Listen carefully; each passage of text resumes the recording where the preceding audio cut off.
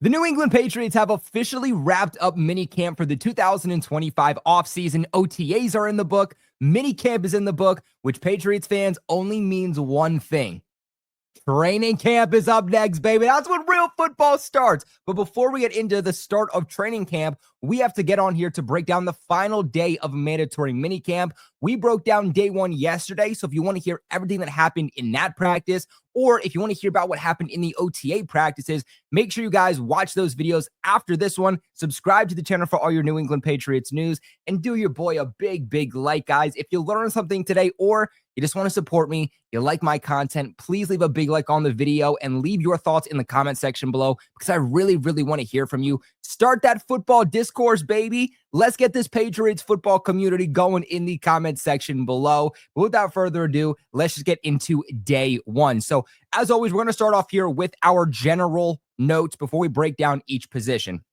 Starting off with the guys that were either not participating but were there, or just purely absent. I want to make sure that this is as clear as day. The difference between OTAs and minicamp, the biggest difference is the fact that minicamp is mandatory, okay? You can be fined for not showing up to minicamp, just like you can be fined for not showing up to training camp. OTAs, on the other hand, those are optional. You don't have to come. I mean, the coaching staff wants you to come, but you are not obligated. You are not contractually obligated to go to an OTA practice. With minicamp, that is different. So when a guy's absent, there is something to take away. So Matt Collins is the first one on the list. I want to reiterate the fact that, yes, Matt Collins has not been practicing for the Patriots in any of their spring practices, but it sounds like he's dealing with some type of injury. But he isn't just not there. I think some people have heard him being absent, and they're immediately getting this thought in their head on, well, okay, this leaves a spot for Javon Baker or Jalen Polk or, Efton Chisholm on the roster because he's not going to make the final roster. That's not the case. He's been there at every practice. It just sounds like there is something physically holding him back from being able to go out there and actually participate. They're taking it slow with him, which I understand, because I think Matt Collins is going to have a big role for the Patriots. Now, despite not being there physically, he has 100% been there from a veteran standpoint. And that is something that, it was Pop Douglas said at the end of day two, therefore a minicamp, saying that Stefon Diggs, Matt Collins, these two veterans have been in the ears of these wide receivers. One of the best times that I can remember that kind of replicates what Pop Douglas is saying is it was the final day of OTAs, or the second to last final day of OTAs, and Javon Baker makes a play. He gets up, he's flexing, he's feeling himself. The rest of the offense is getting back into the huddle for the next play. Javon Baker is still flexing on the defense, talking up, and Mike Vrabel's chirping at him like, get back in the damn huddle. You see that Javon Baker goes back to the sideline. He's a little bit down, and Matt Collins comes up, puts a shoulder around him, and kind of talks to him. He kind of influences and inputs that wisdom, and that's exactly why Matt Collins is here. Now, Wes Schweitzer also wasn't there. He wasn't there day one. He wasn't there day two. We now know that Wes Schweitzer wasn't there because he decided to retire, okay? This was an offseason addition the Patriots made, a veteran, a former New York Jet, all over the interior of the offensive line, right guard, left guard, center. He was someone who was definitely substituting in. I feel like so far, the guys that have been at least most consistently repping in there at left guard based off of reports that we've heard was Cole Strange and Wes Schweitzer.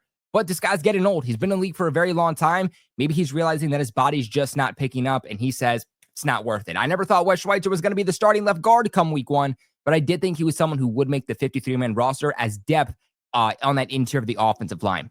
You also had Tyrese Robinson, the interior offensive lineman, also absent. Jelani Tavai, after he went down with that injury in OTAs, along with Miles Battle. Guys who were there practicing but were limited: Stefon Diggs, Jalen Polk, Mike Lonwenu, Jared Wilson, Wilfred Penne, Marte Mapu here was added for the Patriots, a guy that has had an issue every single year since being drafted by the Patriots in the third round of the 2023 draft. And then Kyle Duggar. This one doesn't surprise me. Kyle Duggar was playing through injury last year. Sounds like maybe still coming back, still rehabbing from that. So, of course, something to watch.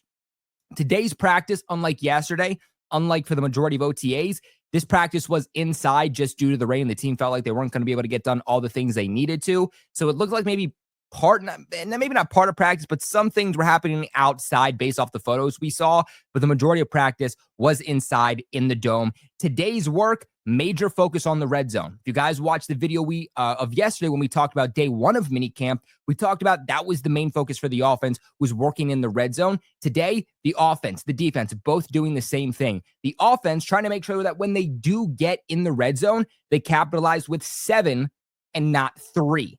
Right? That was a big issue for the Patriots over the last few years is they're driving down the field, they're putting together a good drive, and then unfortunately it stalls out. Unfortunately, they have to settle for 3 points rather than 7. And that's something that they're heavily working on, and they're actually looking pretty good in the red zone right now. Now, defensively, they want to do the opposite.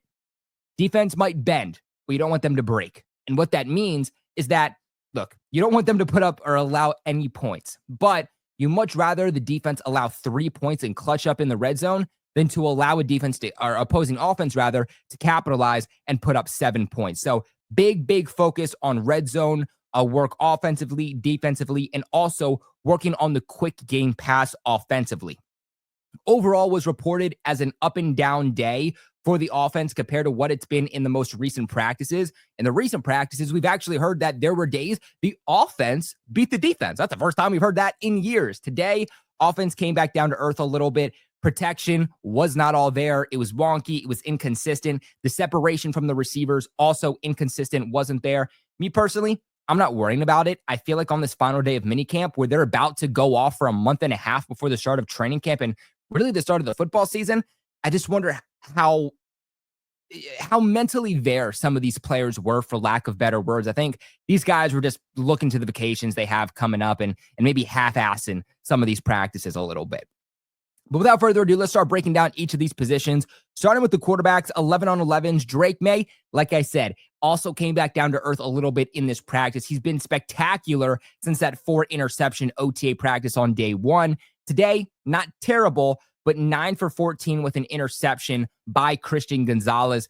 Joshua Dobbs goes 9 for 15. UDFA quarterback Ben Woolridge goes 2 for 5. Still no 7-on-7 periods. And I originally thought that there was no 7-on-7 periods in these spring practices, but then I was on the AFC East roundtable, and my boy TD was talking about what's going on with the Dolphins in these practices. My boy Richie's talking about the Jets. My boy Dan's talking about the Bills, and they're talking about how they're doing 7-on-7. So it actually sounds like the reason the Patriots aren't having 7-on-7 periods is because they're choosing not to. It is a Mike Vrabel thing where he is choosing not to do 7-on-7s and only 11-on-11s. My boy Richie, who covers the Jets, actually told me that Robert Saleh used to only run 7-on-7s during these times instead of 11-on-11s, which it's kind of crazy. So little small thing, but a little interesting tidbit, little insight into what Mike Vrabel is doing. Like I said, not the sharpest day for Drake Maye. Also in terms of protection, yesterday, yes, he was under duress. The pressure was getting to him, but he was still sharp. His timing was still there. His accuracy was still there, even when he was throwing on the run. Today, that wasn't exactly the case. And again, letting that pressure get to him while he was sacked 2 times. As for the running back position, Ramondre Stevenson with 1 drop. That's about all we got. As for the wide receivers, there's only one note, and that was that Demario Douglas was the top wide receiver of the day. He had 3 catches, including 2 touchdowns. One of the plays he beat veteran cornerback Carlton Davis on a nice route on a 3rd down conversion. Pop was open a lot, right? If we are talking about minicamp and minicamp specifically, not OTAs, just minicamp, Pop Douglas was without a doubt the star of the offense, was continuously open, was the number 1 guy. And look, that's what you want. Like, Pop Douglas should be getting open in these practices. This is where he should be taking advantage. There's no pads, there's no contacts. Pop Douglas isn't, shifty. He's not Julian Edelman. He's not Wes Welker. He's not Jacoby Myers. He has that speed to him. He's quick. He's fast. He gets downfield, aggressively, gets down the field quick. He was actually one of the highest graded wide receivers in the NFL this past season in separation when it came to man-to-man coverage. Why? Because he's just that fast. He has that quickness to him. He's hard to get your hands on. So again, what will Pop look like when contact is allowed? That's going to be my question. But so far, at least to this point, Pop Douglas has been a big piece to what the Patriots are doing offensively. As for the tight ends, Hunter Henry made what was considered the play of the day with a one-handed catch over Jabril Peppers on a ball from Drake Maye. look, I mean, Maye and Hunter Henry, we know they have that connection. They're continuing to build it. I'm going to go out here on a limb, and I'm going to make a hot take. I think this is going to be a statistical season for Hunter Henry. Mark my words, there's not a lot of players that I'm comfortable saying draft that guy in fantasy. But Hunter Henry, you get that guy in the 4th, you get that guy in the 5th round, let me tell you, that is a steal because this guy's going to put up a ton of touchdowns this season. As for the offensive line, Cole Strain worked again as the first-team offensive lineman at left guard. No surprise there. You had a lot of guys out. Wes Schweitzer's out. You had a couple of other guys out there on the offensive line. But again, I've said this several times. You ask me, Cole Strain is going to be your week 1 starting left guard. Moving on to the defense here to wrap us up. You had quite a few sacks today. And you heard that when we were talking about the offense, but you had several different players getting to the quarterback. Milton Williams with the sack, Keanu White with the sack, K'Lavon Chaisson with the sack, which, by the way, that is now 2 days in a row that K'Lavon Chaisson has a sack. This is a guy that the Patriots apparently have big plans for from a defensive standpoint. I said, hey, maybe Braden Swinton could surpass him, the rookie 5th-round pick, because I thought their playing styles were so similar. But right now, K'Lavon Chaisson is running away with that role, and he's running away with it with the first-team defense. The other thing I'll say is that K'Lavon Chaisson is just continuing to see more and more work with that first-team defense. It just feels like each practice, he's getting better, and he's getting more and more implemented into that first-team defense. The linebackers also were very, very active today for the Patriots. I'm not just talking about the starters. I'm talking about the depth. This is the best linebacker core the Patriots have had in a long time. And from what reporters are saying, they're really doing their job at defending the middle of the field, which, especially in coverage, has been a problem for the Patriots at times. They haven't been getting beat outside the numbers. It's in between the numbers and stopping the run, where defensively they've had some of those issues. But Cam Riley had 2 pass breakups today. You got Marte Mapu moving from safety to linebacker, which I think he fits the Vrabel system a lot better as a linebacker than a safety, because Vrabel wants linebackers with side-to-side, sideline-to-sideline speed and can play in coverage.